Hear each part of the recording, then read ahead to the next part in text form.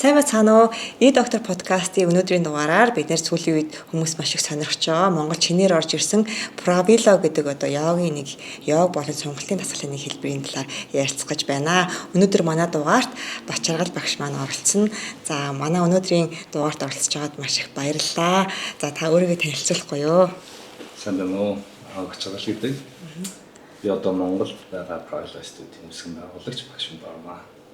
Тэгэхээр Правило гэхээр хүмүүс нөгөө айгу шин сонсогдож байгаа л да. За бид нар бол нөгөө пилатес ч юм уу, йога ч юм уу тэгэхээр за нэг тиймэрхүү юм хийдэг гэсний төсөөлөл байгаа шүү. Тэгэхээр Правило гэхээр яг үндэс суурь нь юу юм бэ? Юу нь ямар шоу төрлийн энэ одоо йогд орд юм уу, эсвэл сонголтын дасгалтад орд юм уу? Хүний биед юу нь ямар нөлөөтэй юм бэ? Правило бол үсээд нэг 1000 жил болж байгаа юм шүү дээ. Одоо эртний Оросын буюу бараг хугацаагаар нь бодох юм бол хамгийн анхны төхөөрөмжт суурилсан сонголтын төрөл гэж байна. Энэ йогч биш, пилатес биш, бидас орсгол. За, ер нь Правило буюу Оросоос гаралтай эртний орсон. Правит гэсэн засах янзлах гэсэн үгнээс гаралтай гэсэн. За, Правилогийн хамгийн гол нь хүний биеийг сунгахдаа Да Винчигийн онол буюу за Фибоначчи гэж бас эвтэмтэн мэддэг. Тухайны гаргаж нээсэн хүний байгальд ирэх хамгийн төгс харьцаа алтан огтлцлыг барьж төхөөрөмж одоо байгуулдаг гэсэн. Тэгснээрээ тухайн хүний сунгахдаа хамгийн байгальд ирэх байдаг хамгийн төгс харьцаараа сунгаж байна л гэсэн. Гэтэ энийг ганц сонголтын төлөв гэж хэлэх нь буруу гэсэн. Энэ илүү хүчрхэг сэтгэл зүйн хүний одоо дотоод ертөнц рүү чиглэсэн орсгол гэсэн. Тэгэхээр ерөнхийдөө биеийн сунгангаа тэгээ бас давхар сэтгэл зүй дээр нь ажилтгаа гэж ойлгож болох уу? Ерөн бол болно. Гэхдээ бүх сонголт хүний сэтгэл зүгээс холбоотой. Бие болон сэтгэл зүй нэг зүйлийн хоёр тал гэсэн. Тэгэхээр Правило энэ хоёрыг яг нэгдсэн нэг систем гэж үзээд хоёулын дээр нь ажиллах гэж үздэг гэсэн. Тэгэхээр бие өвдөх юм бол сэтгэл өвддөг, сэтгэл өвдөх юм бол бие өвддөг гэсэн. Тэгэхээр одоо ямар нэгэн за йог биш юм бэ? Сонголтын татал биш одоо бусдаа бие даасан урсгал гэж байна. Тэгэхээр одоо бусад урсгалуудаас тэгвэл давуу тал нь юу вэ? Би ер нь ингээд йогоор хичээлээд биеэс сунгахаас илүү Правилогоор хичээлвэл нэг иймэрхүү давуу тал нь юм, сул тал нь юм ч юм уу тиймэрхүү юм байна уу? За ингээд эхлээд шууд хүн эрүүл мэндийг ерөнхий ойлголтыг бодох хэрэгтэй гэсэн. За сонголт гэж байна. Булчингийн мас юм хэрэгтэй гэдэг чинь. За булчингийн мас бол хүнд хоцсон солилцоог нэмэх өдөр тутмын хөдөлгөөн ерөн ажилтаа ч юм уу тий ачаалгүй байх зорилттой хийдэг. За тархлаа гэсэн цус нэргэлцээд бол ингээд ер нь бүгдийн мэддэг юм байгаа тий. Сонголт бол за хамгийн түрүүнд зангирлыг булчингийн зангирлаас сэргийлэх. Гимтэл хөдлөлөөс урьдчилан сэргийлж таах. Биеийг амраах нь байна. За мөн стрессийг тайлдаг гэсэн. За тэгэхээр энэ даваа тал энэ сул талтай гэхээс илүү хин өнөөдөр юу хэрэгтэй вэ гэдэг чухал гэсэн. Ямар амьдралын хэм маягтай, ямар ачаалал авч ийн, тухайн хүний бие онцлог ямар байна, тэрэндээ таарсан юмыг л хийх хэрэгтэй гэсэн. Правилогийн яг уу давуу тал гэхээс илүү онцлог нь хүний биеийг сунгахдаа туушин буюу булчингийн ширхийн дагуу өөрийн үений хоорондох далаацаас илүү сунгаж болтгоор илүү давуу талтай гэсэн. За тэгээд энэ давуу талаас шалтгаалаад хүний ухамсарт байдлын олон түвшинд ажилладаг гэсэн.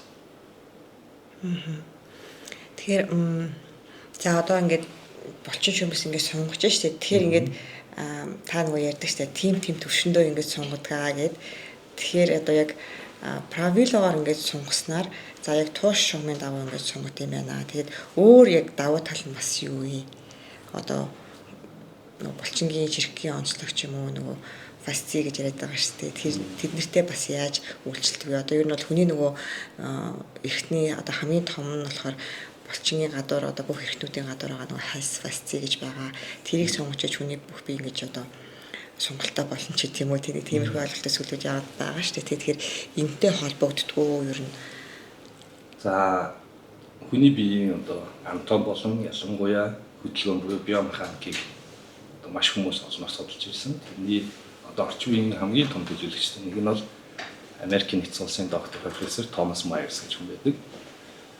За Томас Майерс хүний хөдөлгөөн болон булчингийн ажиллагаа, за хоёулангийн яриад байгаа фасцийг судалсны үндсэнд хүний биеийн дээр хэд хэдэн үндсэн шугамуудыг гаргаж ирсэн. Буюу миофасци, миридан гэж нэрлэдэг. Энэ нь болохоор булчингийн болон фасцигийн хамтын ажиллагаа. Энэ булчингийн группүүдийн хоорондын уялдаа холбоог судалснараа хэд хэдэн үндсэн шугамуд буюу хүний арын шугам, уртлын шугам, гарын шугам, одоо эргэх хөдөлгөөнд ажиллаж байгаа спираль шугам, хөлний шугам гэх үндсэн шугамуудыг гаргаж ирсэн. Энэ шугамн дээр байгаа бүх булчин жишээ нь хоёулаа арын шугамын жишээ болгоод байгаа. Энэ бол тав хааны булчин, шилтний арих, гуйны артал, өвцөг нуруу, хүзүү, за бүр эргээд хүмсгэн дээр дуустдаг. Энэ лайн дээр байгаа бүх булчин фасцин яг нэг систем шиг ажилладаг. Яг хүний бие нэг систем. Гэхдээ саяны хоёулангийн нэрлэлдэг бол нэгдэж систем шиг болж байна. Тэгэхээр энэ систем дээр байгаа буюу энэ шугамн дээр байгаа аль ч булчингийн зангил лайныг тэр чигтэн буюу шугамыг тэр чигтэн стресстүүлдэг. Буюу энэ бол яг гинжин хэлхий шиг зүйлээ гэсэн. Хаа нэгэн газараа таталтын хүч нь ихсээд эсвэл хөнөөлдөх үед бүх лайнаа хоёр талаас татдаг гэсэн. Тэгэхээр параллогийн за энэ тэгээд лайн дээр үснийг зангиллыг суулгахын тулд ганцхан тухайн газар тоочл суулгах стрессийг авах биш лайныг тэр чигтэн суулгах юм байна. Параллогийн давуу тал нь энэ лайны хоёр цахаас нь сонгож татдагаараа илүү онцлогтой гэсэн. Тэгэхээр манай дасгалууд ч гэсэн тухайн хүний онол дээр суурлаад хүмүүсийн саяны дурдсан лайнуудыг сонгох гэж хичээдэг гэсэн. Тэгээд хүний биеийг онцлохдоо аль лайн илүү стресстэй вэ? Хаана фасци татгалцсан байна? Хаана фасциг сонгох хэрэгтэй байна гэх юм. Энэ асуудлууд хүн бүгдээр өөр өөр гарч ирнэ гэсэн. Тэгэхээр ерөнхийдөө нөгөө биеийг бүгдийн систем гэж авч үзээд одоо яг системээр нь сунгаж одоо судалдаг гэж ойлгож болох уу? Ерөн бол хүний ерөн байгаль дээр ч байгаа юм бүх юм хүний аргаас ч гэсэн яг балансанд оршиж байдаг гэсэн. За энэ баланс алдагдахаар хаа нэгэн газраас сайд эффект нөлөөлөд гарч ирсэн. Тэгэхээр одоо юу гэдгийг бид нэр өдөр тутамдаа ингэ явж байхдаа энэ булчин хоёр талын одоо бүх булчингууд хоорондоо антагонист буюу одоо эсрэг функцтэй үр гүйцэтгэдэг гэсэн. Жишээ нь гарын хоёр талаад булчин шууг эргүүлэх болон тохоогоор нуглах үүрэгтэй бол эсрэглийн гурван талаад булчин яг саяны эсрэг тэнэлэх үүрэгтэй гэдэг ч юм уу. Энэ хоёр булчингийн баланс байж иж тохоо тэнэж байж чадах уу эсвэл байнгын нуглаад авах уу гэдэг одоо хэлбэр нь гарч ирдэг гэсэн. Яг тэр шиг хүний бие бүтнээрээ энэ балансд орж байна. За өдөр тутамдаа энэ балансыг алдаж хөгжүүлчихдэг гэсэн. Гэхдээ бид нар ер нь энийг балансыг барих боломжгүй зүйл гэсэн. Зүгээр л эсэргээрээ баланс алдаж байгаа тул би баланс барих юу хийх ёстой буюу аль булчингийн сунгах уу, аль булчин дээр хүчийг нэмэх үү, буюу хөгжүүлэх үү гэдгээл болж байгаа хэрэгтэй гэсэн. Тэгэхээр правило бүтэн биеийг сунгаад тэгэхээр хаана энэ булчингууд урт нь өөрчлөгдөд таталтын хүч нэмэгдээ буюу миний аргасыг аль руу татаад байна гэдгээл олдог гэсэн. Бид нэр хэрвээ одоо бүх талаас нь жигд татахгүй бол энийг мэдэрчдэггүй гэсэн. Тэгэхээр хүний дөрвөн хүчнээс нь татаад зэрэг сунгаад тэгэхээр энэ угаасаа хүн багшилгээд авахгүй хичээлж байгаа хүнд өөрт нь тодорхой болоод ирдэг гэсэн. Тэгснээрээ бид нэр энэ богиносон байгаа булчин суллаад уртыг нь сунгаснараа бусдаа нийтлэн урттай болгоод хүний биеийн энэ алдагдсан тэгшнийг засдаг гэсэн. Энэ нь бол харьцангуй одоо нэг хэмжих боломжтой зүйл гэсэн. Одоо өөр дүн болж мэддээд явчихна нэг баланс нь алдагдаад одоо зарим хүмүүс ингэж дэлгэж мэдсэн мэдээж тэд нар бол ингээл тэгшрээж явчихна гэсэн үг тийм. Ер нь нэг тэгш шимтэй бихтэй байж хүний эрүүл мэнд чинь ер нь бол бүх уртслууд нь зөв явагдаад эрүүл байх үндэс гэж үздэг шүү дээ тийм. Гэхдээ таны хэлж байгаа зөв ч гэсэн бид дахиад зарим нэг зүйлээр байлгах гэсэн. Хүн өөрөө бичлэгийн талаар өсөлт орчоог бол саяны яригдаад байгаа тэнцвэр байдал алдагдж байгаа. Энэ бол нэг тийм богинохон хугацаанд болчдөг зүйл биш гэсэн. Тэгэхээр энийг засахад бас тодорхой хэмжээний хугацаа заавал шаардна. Энийг хүн бүр дээр өөр болохоор бас тодорхойлох боломж байхгүй. Одоо бид хоёр бүх хүний ойлголтоор булчинг ургуулхад бид нэр хугацаа тодорхойлж чаддгүй шиг л зүйл гэсэн. Та нөгөө бодибилдингийн улсын авраг болж исэн билүү?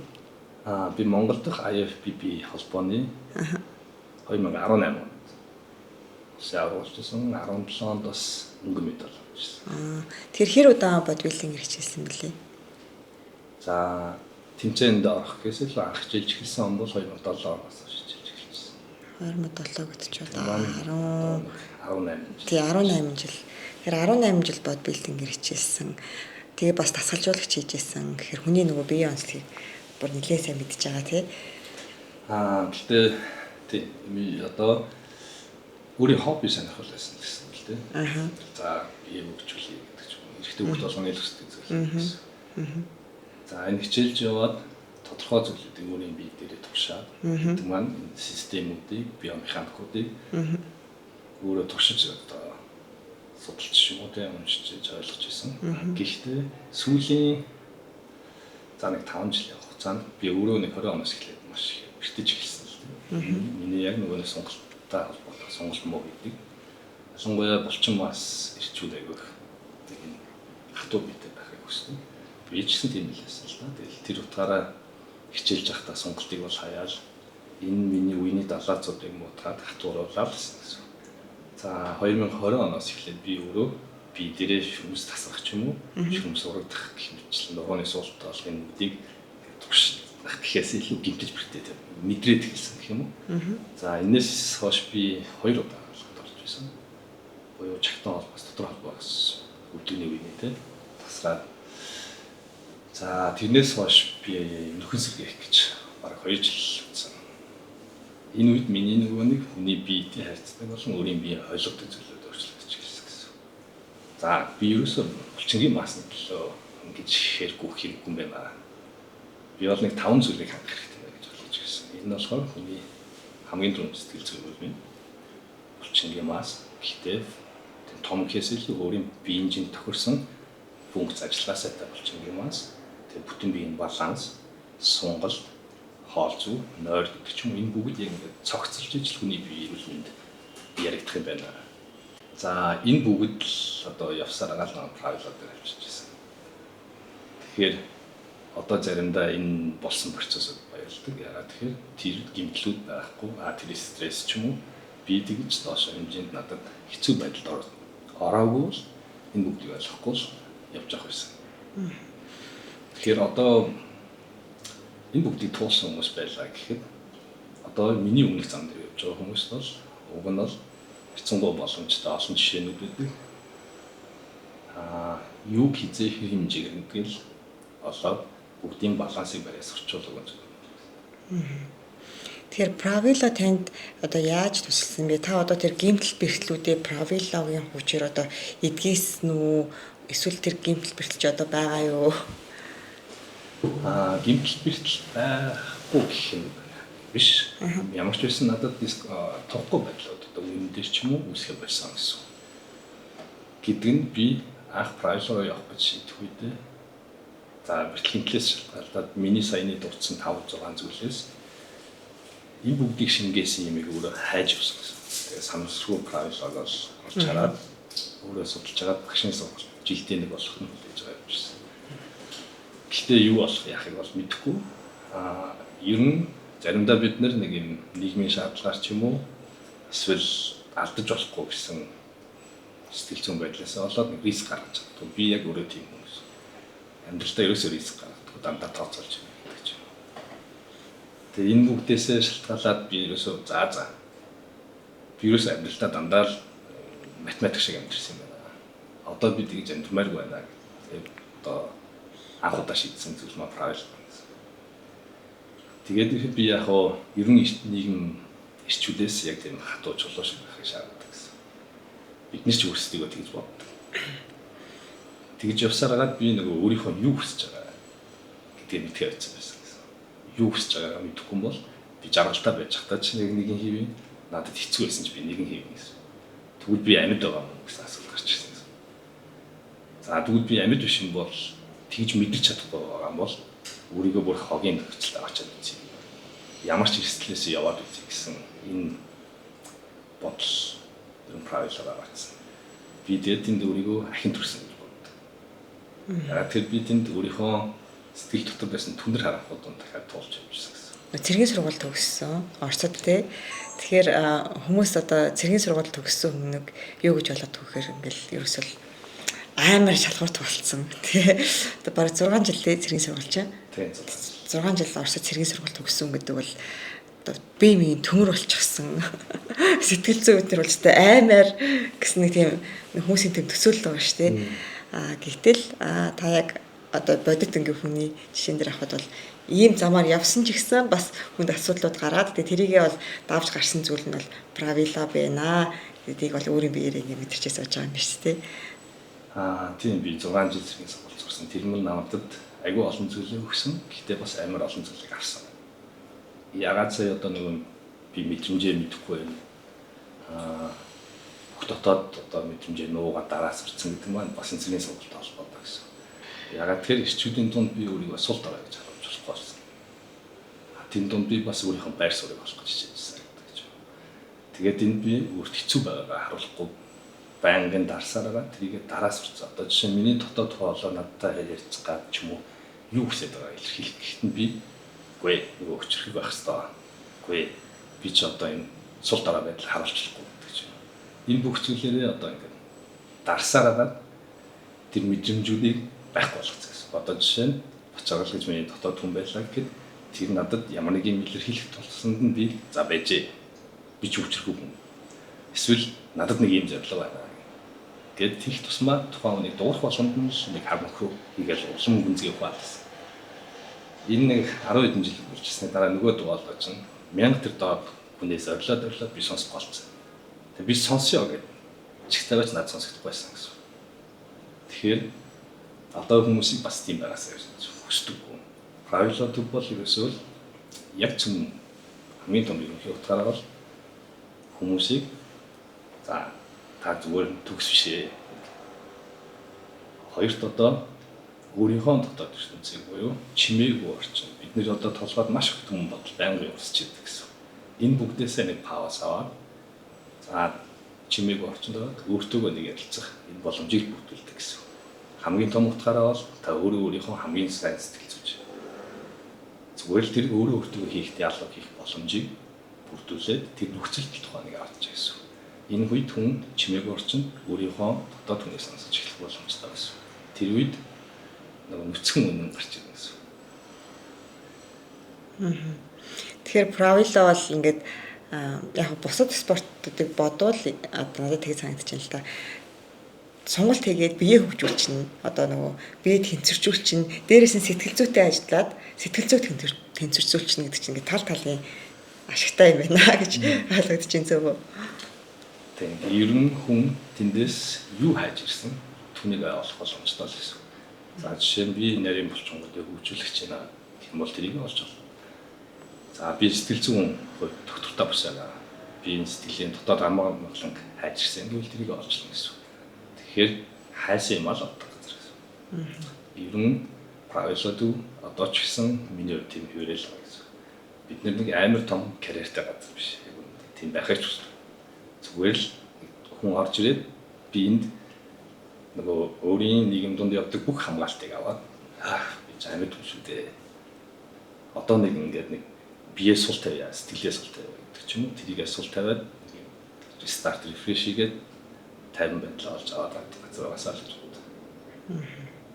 Тэгээ ер нь бол энэ хамгийн чухал биш санаг. Одоо бид нэр хичнээн гадаад ертөнцид ч юм уу янз бүрийн одоо бид нарт өдөртөхгүй нөхцөл байдал үүсэж байгаа. Энэ дээр яаж реакц өгөх гэдэг нь тухайн дотоод хүн ямар сэтгэлдээ ямар байна тэрэн дээрээс маш их шалтгаалдаг гэсэн. Магадгүй өнөөдөр би дотоод тэнцвэрт байдал байгаа 50 байгаа тохиолдолд намайг тойрон буу орчноос үзүүлж байгаа одоо сөрөг мэдрэмжүүдээр би яаж хандах гэдэг нь маш чухал гэсэн. 50 байгаа үед би аюу ийгээр өнгөрөөж чадна гэсэн. Өөрөө би дотроо шуурах шиг явж ивэл жижигхэн зүйл намайг ингээл хийсгээ явчихна гэсэн. Тэгэхээр правилуудын хамгийн том зорилго бол энэ гэсэн. Өөрийгөө олж болох газар гэж ойлгож болох юм тий.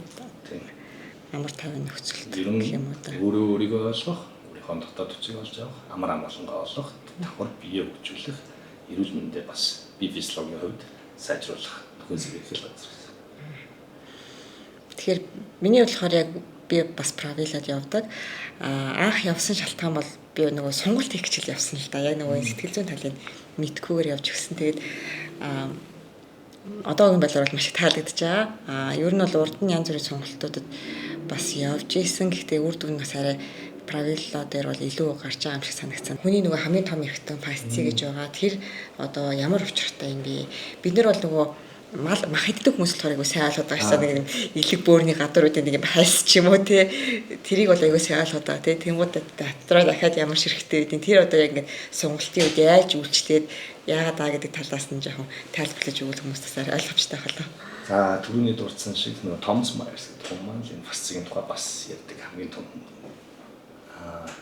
фасци яг нэг хэсэг бол зүгээр булчингийн гадуур хамгаалтын бүхүү шиг нэг хэсэг тооцогдож явдаг байсан. Шинжлэх ухаан гэж юм уу тухай одоо дуртахаас болсон. Арьсыг хүний хамгийн том эрхтэн гэж үздэг байсан бол одоо зарим тохиолдолд фасци хамгийн том эрхтэн юм ба гэж хэлж байна. Энэ маань бидний одоо биеинд яг хаалцны туршиг бүрхэж байдаг гэсэн. Маш олон давхар. За фасци ер нь яагаад сунах? За ерөнхий хүний биеийн уян харимхаа буюу эзэн л шинж чанартай сундаг. Энэ шинж чанарыг хариуцдаг зүйл нь өөрөө фасци буюу булчин гадуурх хайсан. Гадуурх чихээс илүү энд гүний фасци гэж байдаг. Одоо бидний сайн мэдгээр булчингийн гадуур хайсан маань дахиад дотор тэр хайсны доор булчингийн ширхүүд байгаа. Тэр ширхүүдийн гадуур бас хайсан. За правило сунгаж байгаа хүний бие эсвэл суналт гэж байгаа хамгийн түрүүний сундаг зүйл маань одоо фасци гэсэн. За фасци бас хүний энерги зарцуулалттай холбоотой гэсэн. Хүний бие илүү уян хатан хөдөлгөөн шинж чанартай байх тусмаа одоо энерги зарцуул бага байдаг гэж үздэг. Хэрвээ бид нар анзаарвал сонголцсон хийдэг хүмүүс ядарч багтай байдаг. За фасци одоо хүний хөдөлгөөнд бие одоо саяны хүн зөөлөн шинж чанарыг хариуцж байгаа ч гэсэн бас энэ мэдрэлийн бүх рецептүүд очиж фасци дээр бэлгэж байдаг гэсэн. Тэгэхээр булчинд импульс гэж бодож байгаа зүйлийг маань дамжуулж байгаа зүйл фасци гэсэн. За мөн фасцигийн одоо за ойлоо зүгээр ингээд кон шиг тус ойлгол. Хэрвээ фасци маань за гимтэл бэртлээс болоод ч юм уу эсвэл бидний сонгодог хөдөлгөөн хийдгүү булчингууд дээр буюу одоо ингээд цамцнаас цоч юм шиг хүнэлцдэг гэсэн. За миний дотор энэ томилдсон байгаа бол би өөрөө татхад хөдөлгөөн хоригдоод эхэлдэг гэсэн. Одоо бид нар дээр жишээ нь үений далаацууд айгу муудсан байна. Миний үе одоо ажиллаг болсон. Тэ нэг юм одоо бидний хорол хөлдөө мүү гэдэг ч юм уу. Гэхдээ эмрад үзүүлээд юм болтгүй юм бол айгу хөт. Энэ харьцангуй фасци дээр нь сунгаад сонголт хийсэн хийгээд ирэхээр ажимдаас ажиллаад эхэлдэг. Одоо танд ч гэсэн өөрт мэдрэгдсэн байж магадгүй. Тасгалын дараа хөнгөн байгаад байгаа мэдрэмж фасциг гэсэн. Одоо фасци маань дотор байгаа булчин гэж байдаг бол энэ хоёр ингэж хоорондоо уулзах хэрэгтэй гэсэн. Одоо таны буюу бид нэр одоо малын мах гэж байна гэж үү. Хайсан дээр нөгөө татаад ивэл булчингаас тустаагаар хөдөлж татгаж байгаа гэсэн. Энэ сайн байх тусам тухайн хүний эрүүл мэнд тэр чигтээ иммун систем, талхлын систем ч гэсэн сайн гэсэн. Булчингийн дээрээс нь тонусыг барьж яадаг, хүний биеийг нөхөн сэргээж яадаг, ер нь бүх зүйлтэй холбоотой зүйл фасци. Одоо бид нэр жишээ нь зарим эрдэмтэд ч гэсэн яадаг хүн ер нь бүх зүйл фасцигаас тогтдог гэж. Жишээ нь хоёлаа ярьдсан мандрин дээр гэдэг ч. Мандрины гадуур хайс бол бас фасци. Дотор байгаа хумснуудын гадуур байгаа зүйл бас фасци. Тэр хүмүүсийн гадуурхыг аваад дотор дахиад жижиг ширхүүд бүрчиг жижиг байдаг. Энэ дахиад фасци гэсэн. Хүний бие яг юм гэсэн. Жишээ нь бид нэр за сонголтын дээр тодорхой хугацаа нөлөөлж байна. Саяны хамгийн ихэнд бол мандрины гаднах хайс сунж эхэлнэ. Хугацаа өнгөрөх тусам тодорхойны фасци сонгож яадаг гэсэн. Тэгээд яг хамгийн гүн давхар дээр очиж суул хийжээч одоо хүний бие уян хатан болох нь шүү дээ. Энэ бол сайжирж идэг гэсэн. Тэгээд энэ маань одоо кинестетик гэсэн хүмүүс байдаг. Ер нь ямар хүмүүс энд айгүй их дуртай юм бэ? Буюу дотоод мэдрэмжээ чухалчилдаг хүмүүс гэсэн. Одоо бид нар чинь 6 метртэй. 6 гэсэн үг дээ. Яг тэрний хамгийн ихээр болчихдог хүмүүс нь хүрх харах гэхээс илүү за сонсох, амтлах, харах гэхээс илүү дотоод мэдрэмжэн дээр юу өсч чинь энэ дээр төвлөрч амьддаг хүмүүс байдаг гэсэн. Одоо бид хоёр чинь сонголтын дараах ингээд мэдрэмжийг бодъё л та. Би халуун төгсөн, зөвлөн хөнгөн ч юм уу тийм энэ их таатай мэдрэмж байл тийм. Энэ хүмүүс илүү яг сонголтоор амьдрах хичээлээд байгаа юм. Буюу дотоод мэдрэмжинд айгүй гой тайван байлгадаг гэсэн. Одоо сонголт маань бас стрессийг буулдаг гэдэг байгаа. Саяны энэ мэдрэмжтэй хүмүүст айгүй тогтвордог гэсэн. Манай нэг таньдаг эмэгтэй, Монгол эмэгтэй Америкт зөвхөн юм фасцины массаж хийдэг, ажил хийдэг. Тэгээ тэрний хүний нөгөө үнэлгээ нь амар өндөр, бараг 1 цагийн $300 хийдэг гэжсэн. Тэгсэн мөртлөөсөө ойчрон ингээд хэдийн сараар үргэлжилдэг. Тэгэхээр эн чинь бүр фасци гэдэг чинь дэлхийд даяар бүр судлаад амар чухал юм байна гэд мэдсэн. Дасгалууд яг энэ зориулсан одоо правило шиг дасгалууд байна. Дээрээс нь зөвхөн энэ фасцины массаж хийдэг гэж англид байд юм бэлээ. Би бас тэр массажинд нь орж исэн гэд ах тэр өвтөхгүй ингээл хилээд байгаа юм шиг. Тэгсэн мөртлөөсөө тэр массажинд ороод гарсны дараа бүр ингээд би бүр ингээ онцгой сайхан гоё хөнгөрдөг. Тэгэхээр яг энэ одоо сүүлдгийн шинжилгээ ухаан бол энэ фасци гэдэг чинь одоо бүх эрүүл мэндтэй холбоотой гэж яриад байгаа чинь ийм болж байгаа юм байна л да тий. Саяны нөгөө массаж маань тэр нэг фасциг хөдөлгөөн шинжилгээнээс хажуулаад булчин дээрх гуулгаад байгаа энийг илүү массажлаад байна гэсэн. Энэ бол мануалны терапи гэж ярьдаг. Ер нь терапистууд бол сайн гэж байгаа гэсэн. Өөрийн одоо энэ зөвлөх илэх маягийн массаж байхгүй юу? Тийм зүгээр илээд байгаа юм шиг л. Тэгсэн мөртөөс ингээд массажны дараа бүр аюугаа хөнгөрчдөг. Манай тэгж байгаа массажууд ч юм даралттай массаж гэдэг. Бид нар ч ингээл чангаар дарч ивэл зүгээр сайн массаж гэнэ гэж ойлгоод байдаг. Тэгэхээр бас төрөл нь арай жоохон өөр болоод өгч байгаа юм шиг суулгах гэдэг. Хүчингийн зангирлыг суулгах гэдэг. Нөгөөт нь болохоор ингээс ярьдаг фасцгийн хөдөлгөөн шинжилгээ. За ер нь тэгээд правило сая яаж хүний сэтгэл зүйдээр ажиллаж байгаа юм бэ? Лог горн гэдэг өөртөө ерөнхий утгаараа олон өөрөө сонсож байна. Би юу хүсэж байгаа юм бэ? Надад ямар асуудал байна? Тэг ч юм зүгээр ярилцах боломжийг хүсэж байна. Нөгөө талаараа хүний тарих дискомфортнес буюу комфорт зоноос гараад ирэхээр ажилтг дадлууд байгаа гэсэн.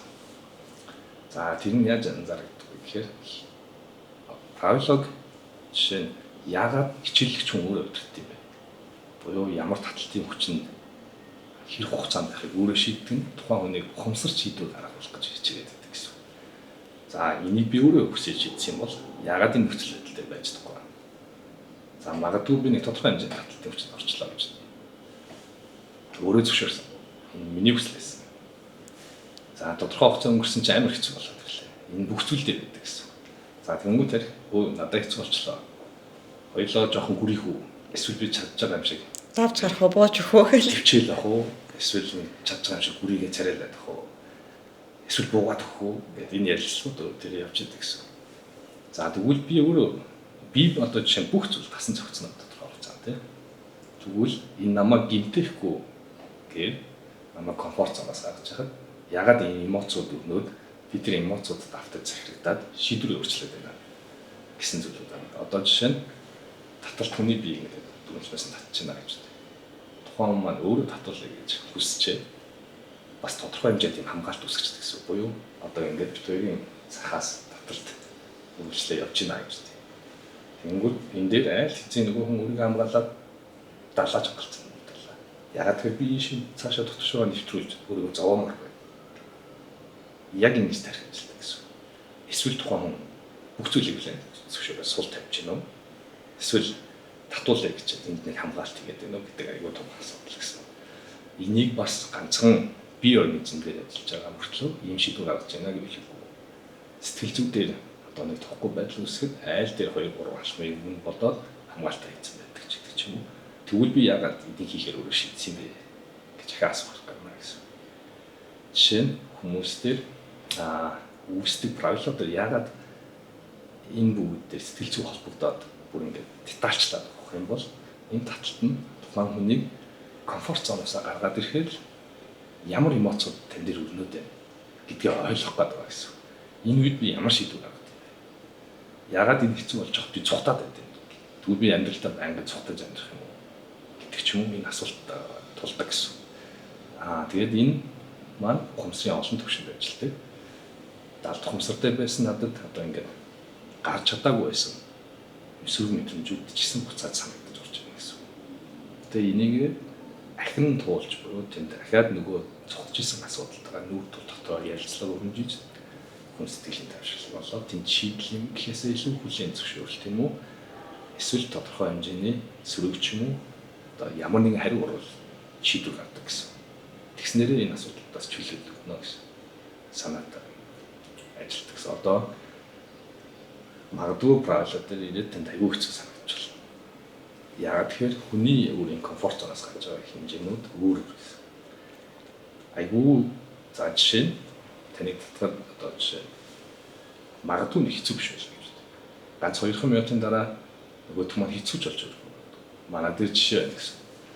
За хүн таталтын хугацаанд ороод за хоёлоо энэ таталтын хүчийг одоо миний тухгүй байдлаар гаргаж байгаа энэ өвдөлт ч юм уу сонстаас авч байгаа мэдрэмж хамгийн дээд зэг нь 10 оноо гэж бодъё. Хоёлоо нэг 2-3 дээр тааруулъя. Буюу би байж чадах хэмжээнд өвдөлтөөс алах гэсэн хэмжээнд тааруулъя. За тийм. За энэ сонголт руу орлоо. Тодорхой хугацаанд асуулъя гэж одоо ингэ сонголтоо дуусгая. За бид хоёр яагаад гэдэг асуултыг аягүй бид явах хэрэгтэй. За яагаад мэдээд суулж дараа нь асуусан. Яагаад тэгвэл бид хоёр энэ дээр баяр гэснээсээ ухаж байгаа. Хэцүү байсан уу үгүй. Тэгвэл юу ухраач вэ гэдэг шийдвэрээс өөрөө агуулсан. Гэтэл би баймаар байсан. Тэг ч юм уу хүнийг ингээд сэтгэл зүйдээр нь тухгүй болгож байгаа. Бид нэр нь тухгүй болгож байгаа зүйлийн хэмжигдэхүүн аягүй жоохон байсан. Бидний өвдөл гэж боддог зүйл жижигхэн байх тусмаа бид нэр жоохон зүйл дээр өвдөдөг гэсэн. Тих тусмаа л илүү зовоол шаналал. Би өвдөхгүй гэж хичээх тусам өвдөнө. Зовхгүй гэж бодох тусам зов. Яагаад тэгэхээр ийм зовхгүй гэсэн бодолтой ч юм уу өвдөхгүй гэсэн бодолтой бүх хүн маш жижиг өвдөлт, маш жижиг сэтгэл зүйн асуудал үүсгэхэд амар хэцүү санагдана гэсэн. Хүнийг энэ нөхцөл байдлуудад ухамсартайгаар байж өгшин чадахыг зогсцаадаг газар гэсэн. Тэгээд тэр нь яг тэр сэтгэл зүйн юу болч тийм ээ тий одоо засал сургууль ч юм уу барьераа давж сурдаг тийм одоо дадлыг суулгах нь шүү дээ. Өөрсдийнхөө барьерыг давж ингээд жижигээр даваад арах тэр одоо сэтгэл зүйн хүчтэй болгодог гэж бас ойлгож болох уу? Ер нь тэгж хэлж байна. Одоо янз бүрийн сэтгэлийн эмоцуудад бид нэр байж тогтун 50 байж сурдаг гэсэн. Одоо утгаараа процесс явж байгаа сэтгэл зүйн дээр надад янз бүрийн эмоц мэдрэмж төрж байна. Би өөрөө энийг ажилтны байдлаараа харж сурдаг гэсэн. Түүнд автан захирагдах биш гэсэн.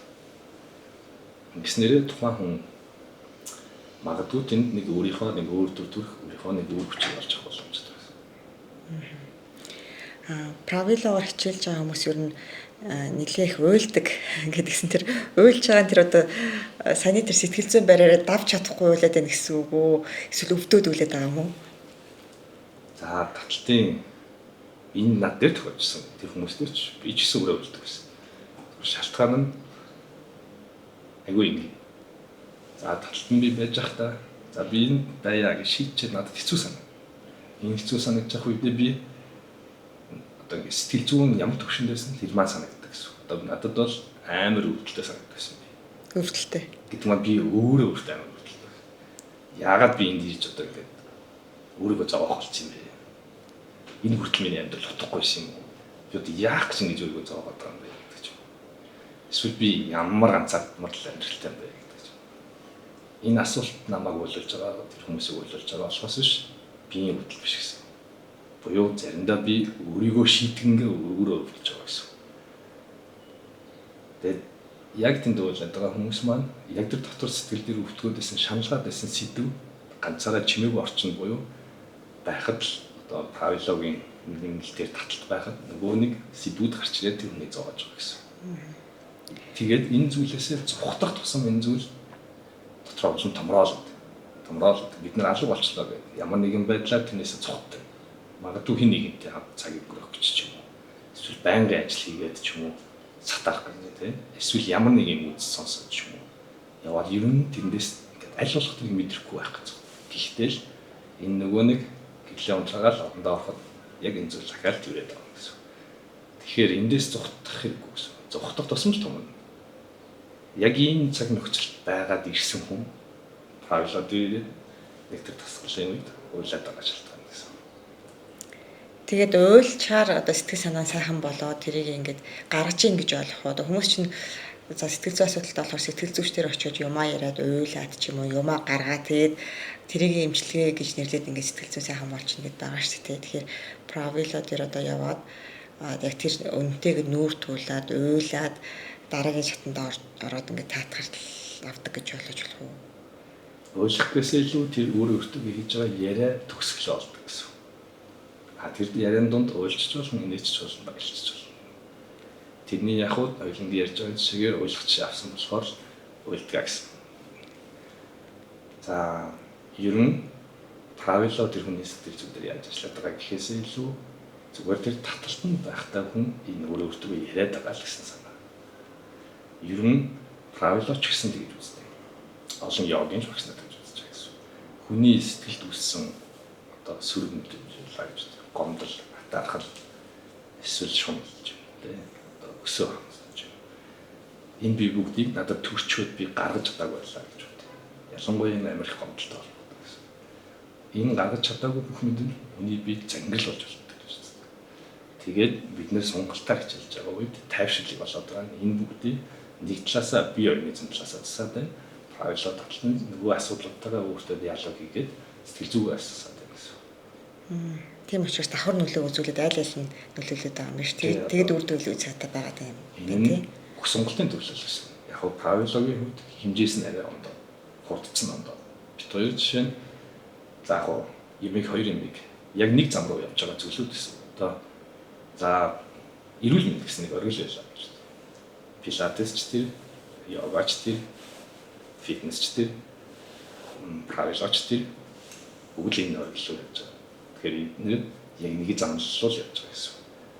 Правилог арай жоохон хурдцтай явж байна. Тэргээрээ л яг ялгаагүй йогач хичээлээд ивэл саяны хоёлынгийн ярьдаг тэр сэтгэл тавьшил өөртөө хийх, тэгэл өөрийнхөө мэдрэмжийг сонсох, өөрийгөө ойлгохын бүгд зүйл болно. Гол нь хэр хурдцтай байх гэдэг. Одоо тэгэхээр за йогийн хувьд бол арай тэгдэг. Түүнээс одоо фитнесийн дасгалжуулагч нар ч юм уу те 3 сарын дотор тураана 7 хоногийн дотор гизтэй болгох ч гэдэг юм уу те. Тийм үү одоо тэгэхээр Правило дээр одоо тийм байт юм уу тэд хоногийн дотор тэгэн ч гэдэг юм уу те. Эсвэл энэ бол зүгээр л нөгөө хүн одоо нөгөө за йог хийдэг хүмүүс бол ер нь ингээл амьдралаа туршлага хийдэг болчтой шээ те. Яг тиймэрхүү байдлаар явдаг одоо төрлөө. Зохионы зөвлөгөө юу гэж харах гэсэн. Манай хичээл жишээ нь нэг удаагийнх болон сарих гэсэн. Курс их гэж байж болдог. Одоо бид хоёр яг сая фитнесээс дугтаж эхэлсэн. Ер нь би 3 сарын дотор тэгэх. Эсвэл жилийн дотор юм болно. Гэх боломж үгүй ер нь. Ягаад тэгэхээр тухайн хэр их өөрийгөө дайчлах гэдэг бас нэг өөр хэрэг. Тухайн бие физиологи ямар хэмжээнд вэ?